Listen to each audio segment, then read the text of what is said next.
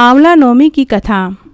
कार्तिक सुदी नवमी को आंवले के पेड़ की पूजा करनी चाहिए। इससे घर में धन धान्य की वृद्धि होती है और हो सके तो आंवला नवमी को किसी पवित्र नदी तालाब पर स्नान करना चाहिए, व्रत करना चाहिए और 108 आंवले दान में देने चाहिए। हो सके तो आंवले के पेड़ की 108 परिक्रमा करें और 108 आंवले किसी ब्राह्मण को या फिर किसी मंदिर में दान जरूर करें। आंवला दान करने का बहुत पुण्य फल मिलता है। घर में धन धान्य की वृद्धि होती है, कर्ज से मुक्ति होती है, बच्चों की नौकरियां लगती हैं, लड़कियों को अच्छा घरवर मिलता है, निसंतानों को संतान सुख मिलता है। आइए अब हम आंवला नवमी की कहानी सुनते हैं। एक नगर में एक राजा था जो 1.25 मन आंवले नित्य दान करके ही खाना खाता था। इसीलिए उसका नाम आंवला राजा भी पड़ गया। एक दिन उसके बेटा बहू ने सोचा कि यह इतने आंवले रोज दान करेंगे तो हमारा सारा धन ही समाप्त हो जाएगा। उन्होंने राजा और रानी को आंवले का दान करने से मना कर दिया। इससे राजा बहुत दुखी हुए और उन्होंने महल छोड़ दिया और जंगल में जाकर एक कुटिया बनाकर रहने लगे। राजा आंवला दान नहीं कर सका तो अपने प्रण के कारण वह खाना भी नहीं खाया। जब उसे भूखे प्यासे 7 दिन हो गए तब भगवान ने सोचा कि यदि मैं आज इसकी रक्षा नहीं करूँगा, इसका सत्य नहीं रखूँगा तो कलयुग में मुझे कौन मानेगा। तब भगवान ने जंगल में एक महल बना दिया, आंवले का बगीचा खड़ा कर दिया जहाँ ढेरों आंवले के पेड़ लगा दिए। सुबह जब राजा रानी सोकर उठे तो जंगल में उनको झोपड़ी की जगह एक दूसरा राज्य बसा हुआ दिखाई दिया और उन्होंने अपने आप को एक महल में पाया। राजा ने रानी से कहा कि रानी देख, मैं सही कहता था ना कि सत मत छोड़ो, सूरमा सत छोड़ा पत जाए, सत की छोड़ी लक्ष्मी फेर मिलेगी आए।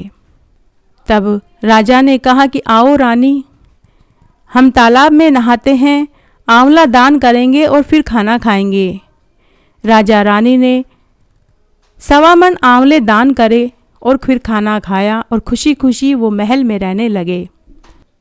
उनके लिए भगवान ने जंगल में ही एक राज्य खड़ा कर दिया, जंगल में ही उनके लिए महल बना दिए। राजा रानी महल में आराम से रहने लगे। उधर आंवला देवता का अपमान करने से और अपने पिता को आंवला दान करने से रोकने के लिए बेटे के बुरे दिन आ गए।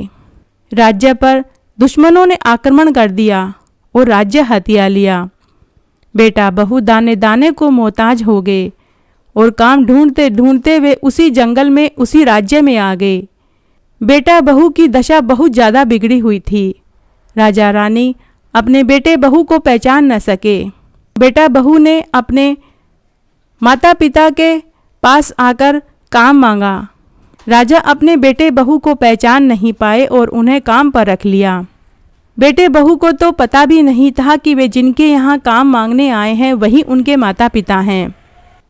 राजा ने अपने बेटे को घोड़ों की देखभाल का काम दे दिया और बहू को रानी की दासी बना दिया। न तो बेटा बहू अपने माता पिता को पहचान पाए और न ही माता पिता अपने बेटा बहू को पहचान पाए। इस तरह कई दिन बीत गए। बहू अपनी सास की ही दासी बनकर रहने लगी। एक दिन जब बहू सास के बाल गूंथ रही थी तो उनकी पीठ पर एक मस्सा देखा, क्योंकि उसकी सास के भी ऐसा ही पीठ पर मस्सा था। बहू को रोना आ गया।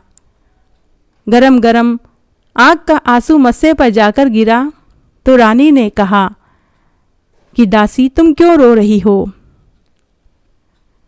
तब बहू ने पूरी सच्चाई बताई कि मेरे सास ससुर बहुत बड़े राजा रानी थे।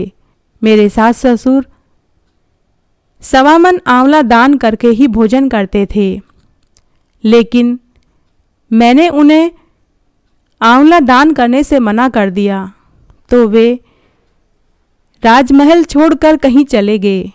उनके जाने के बाद हमारा सारा धन नष्ट हो गया। मुझे अपने कर्मों का फल भोगना पड़ रहा है। आज मैं दर दर की ठोकरें खा रही हूँ। हमारे राज्य पर दुश्मनों ने आक्रमण करके हथिया लिया है। आज वे लोग जाने कहाँ होंगे, इसीलिए उन्हें याद करके मेरे आंसू टपक पड़े।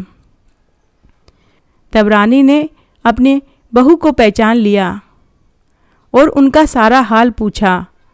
राजा रानी ने अपने बेटा बहू को समझाया कि दान करने से धन कम नहीं होता बल्कि बढ़ जाता है। बेटा बहू ने अपनी गलती की क्षमा मांगी।